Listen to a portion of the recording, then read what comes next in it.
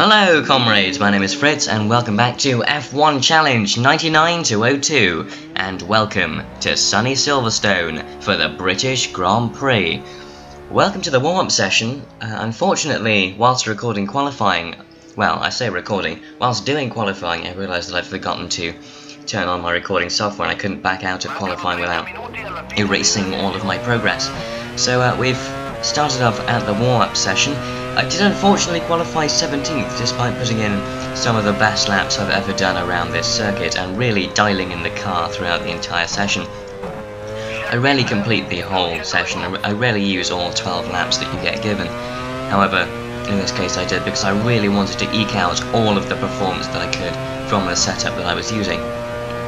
Arguably it wasn't a great setup. I mean, I had a bit of false hope at the beginning because Ralf Schumacher, our teammate, put in a 125 odd and I was doing a 125.0. Ralf Schumacher posted that time at the end of the session despite me being consistently quicker than him throughout the early parts of qualifying, which was a bit disappointing. So that's the bad news from the session. The good news is that our main championship rival, David Coulthard, actually failed to qualify at all, so he starts at the very back of the grid alongside someone like Pedro Diniz, I can't quite remember. But yeah, that's the race for tomorrow, and this is the circuit that we are going to be blitzkrieging around on Sunday morning. This, nestled in the heart of Northamptonshire, is the Silverstone Air Force Base. Well, it used to be an Air Force Base during the Second World War, but now it's used as a cathedral of speed, and here we are onto the pit straight. Silverstone is a place that is very close to my heart.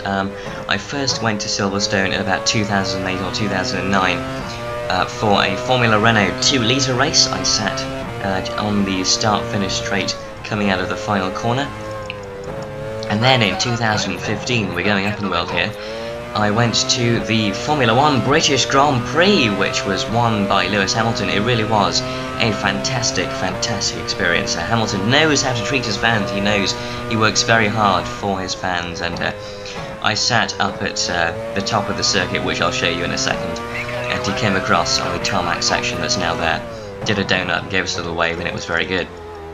2015, a fantastic year for myself, fantastic year for Lewis Hamilton. He did of course win the World Championship that year, and it was a fantastic event.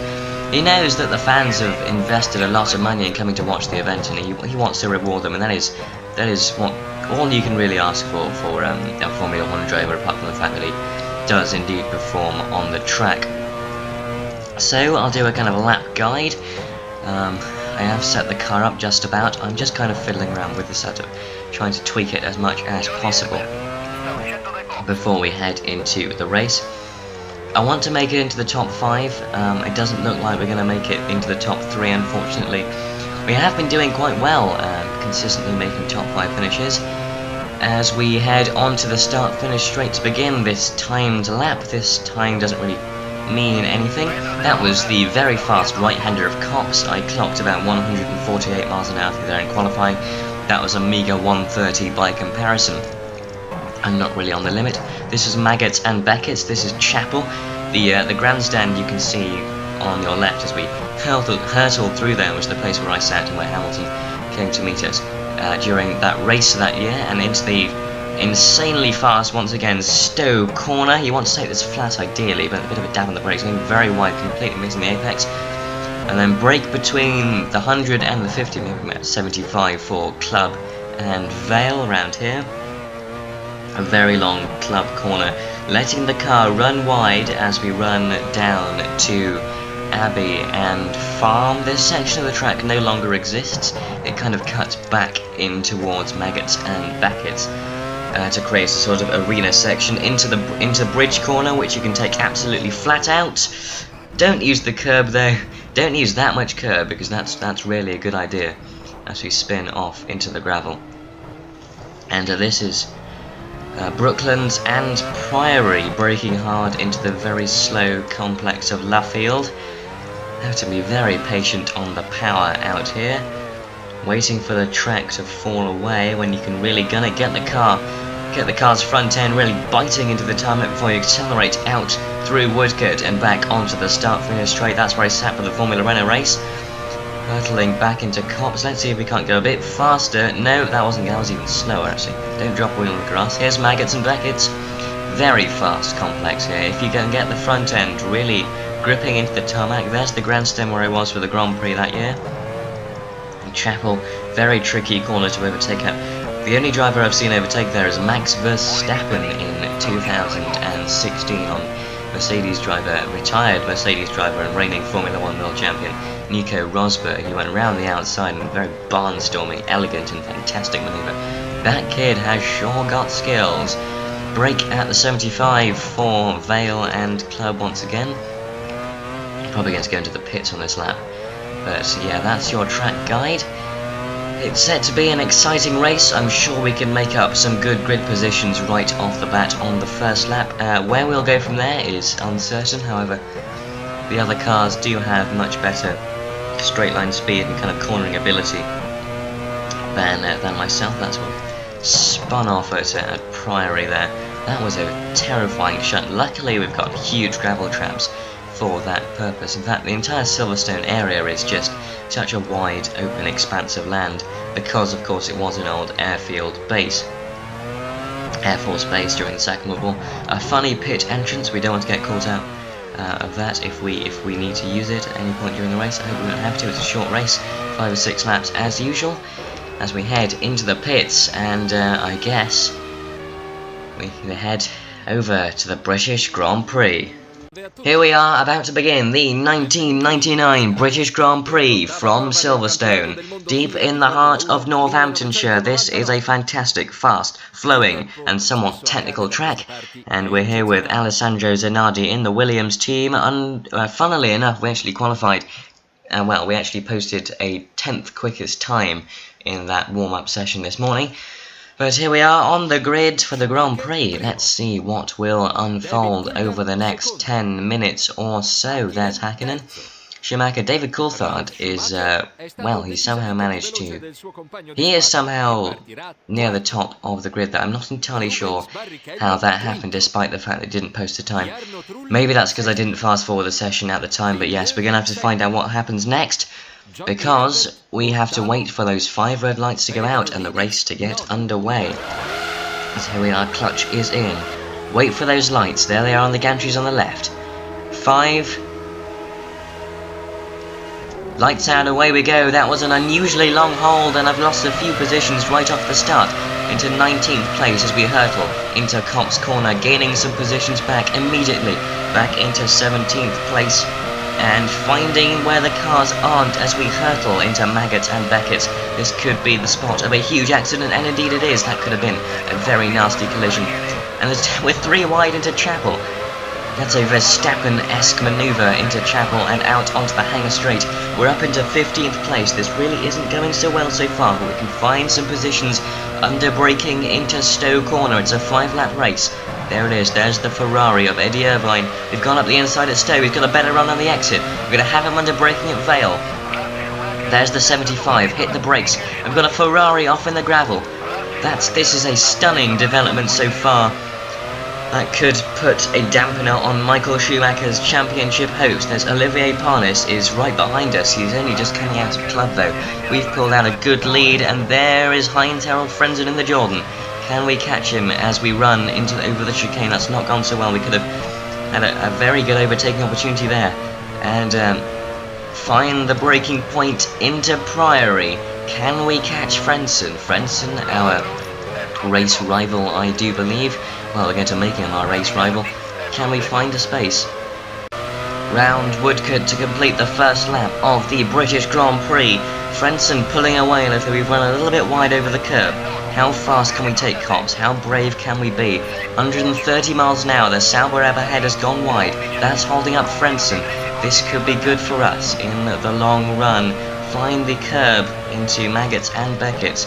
There's Chapel. Get the car slowed down.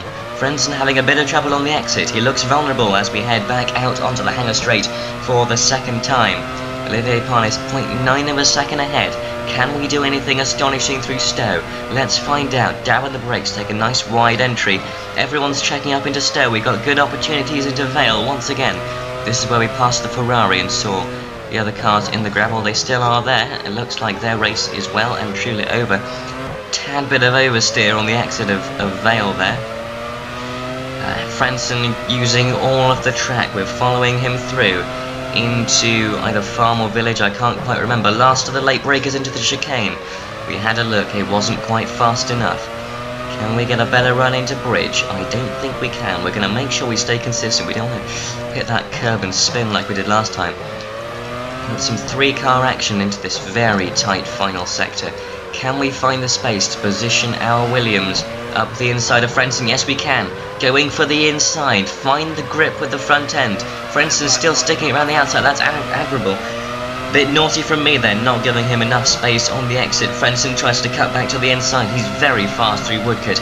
Is he going to have a run into Cox? We're going to cover the inside. We're going to go defensive. There's the inside. Amiga 120 miles an hour into the right-hander of Cox. Can we keep Frenson behind us? We're up into 9th place as it stands. Can we do better than that? We've got Pedro Diniz in the Sauber just ahead. Can we pull the same manoeuvre we did? And we've got an engine failure up ahead. That is another BAR. I think that was Villeneuve. I'm not entirely sure. Frenson is having a look into Stowe. Very fast, and we've hit Pedro Diniz. That we were so lucky not to lose our front wing. We've had issues with front wings in Brazil. Last of the late breakers. It's a 2-car overtake into Vale and Club. That's a fantastic, fantastic manoeuvre. That could have gone horrendously wrong as well. Got a car up the inside. That's Johnny Herbert. Johnny Herbert, we meet again. We met him at Imola. He retired with an engine failure.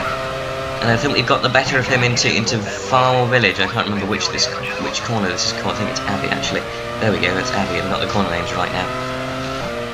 Back into Bridge Corner. Braking at the sector line. Perfect, perfect, absolutely perfect. I have to say we are holding this together quite nicely as we come onto the penultimate lap of Silverstone Grand Prix. Herbert dropping behind a little bit. This looks like we've pulled out a slight leeway as we cross the start-finish line once again. How much speed do we dare carry into Cox? Not that much. We don't want to throw away all of our gains thus far. Herbert going very wide as we hurtle back into Maggott and Beckett's. Oh, running over the curve quite hard there. Going very wide into Chapel, we've just about held it together. Herbert, very close. Frenson tries for a dive.